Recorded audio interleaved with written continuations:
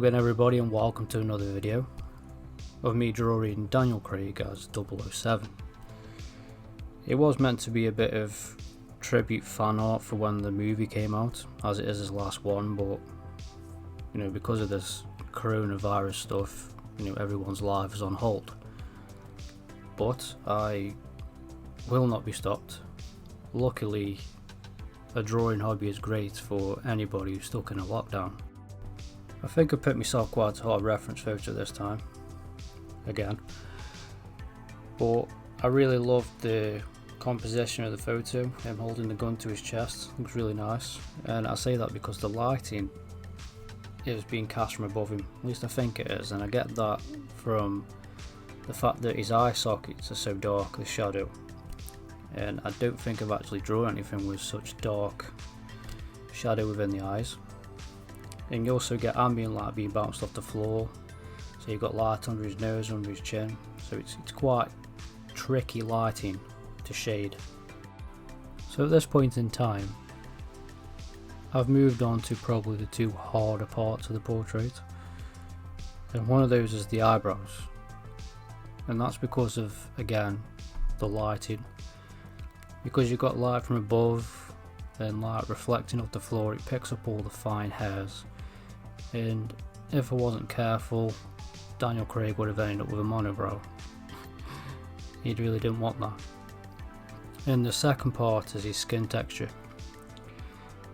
And he's got on his forehead quite light from the lighting, and it moves into the forehead creases, and that was quite hard to do. And also he's got an indented cheekbone with a few pop marks, and I wasn't really sure how I was going to actually do this, but I think I pulled it off. At least I hope I pulled it off. So when it comes to the hair, and I actually did a live tutorial on this in a previous video, so if you want to go find that you can, and I'll show you exactly how I did it. It's basically charcoal powder and a kneaded eraser.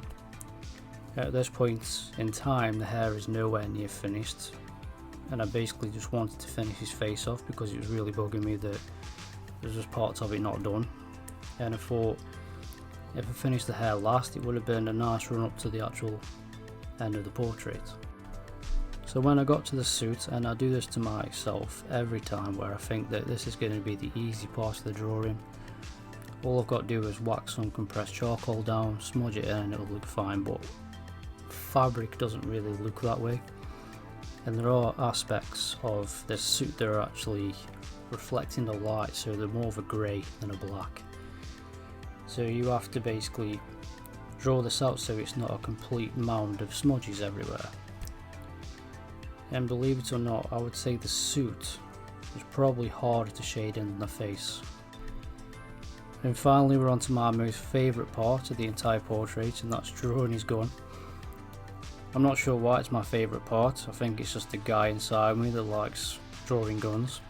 This is what happens when you grow up watching action movies all your life.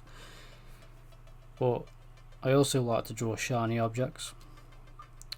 I'm not sure why either, but I think it would make a really nice tutorial, and I might do that next on how to draw shiny objects, so please stick around if you're interested in watching that video. And if you've got any suggestions on what kind of tutorials you'd like to see from me in charcoal, just leave a comment on this video and I'll try my best, guys. With that being said, guys, here's some nice 4K video I took of this artwork with my iPhone. You can really see the texture of the charcoal on the paper. If you enjoyed this video, please like, subscribe and comment. I do appreciate it. Oh, and if you feel like it, you can share as well. Thank you for watching.